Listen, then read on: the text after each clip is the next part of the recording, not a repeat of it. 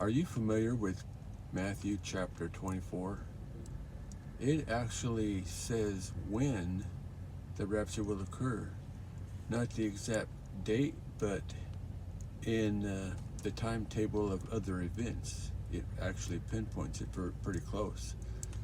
Jesus talks about things that will happen in these last days, and then he says when the rapture will occur in the timetable of those events.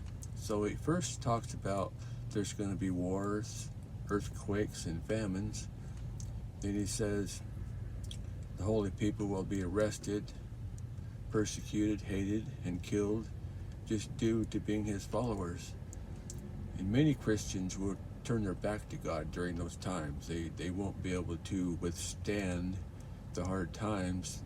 They would just go along with the world and turn their back to God, and they'll be filled with hate and betray each other. And there will be many false prophets doing signs and miracles, deceiving people. And a lot of Christians will fall for that because of the signs and miracles. And sin will become more rampant. It's rampant now, but it'll pick up speed, and it'll be all around the world. People who keep their faith through all that, everything that's going to happen, they're the ones that will be saved. The good news will be preached all around the world. And one thing that's going to happen is there will be a 7-year peace treaty between Israel and the beast. Now, we don't yet know who the beast is, and maybe when we see a 7-year peace treaty, that might pinpoint who he is. But that hasn't happened yet. And then halfway through that peace treaty, the beast will break the treaty and attack Israel and actually take over the new temple, which isn't built yet. It'll be on the Temple Mount. He will take it over, and in that temple, that's where the object of desecration, or the sacrilegious object that causes desecration, will appear in there. It'll be a statue of the beast, and that's when he requires everyone to receive the mark. The beast will talk, that you can do things like that nowadays with the internet and AI, and people will actually they will consciously choose to give their life to the beast rather than Jesus, and they receive the mark when they do that.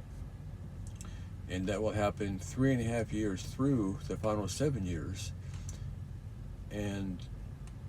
But the beast will not be able to take any more of Israel than just right there at the Temple Mount, because Israel is still going to be well guarded.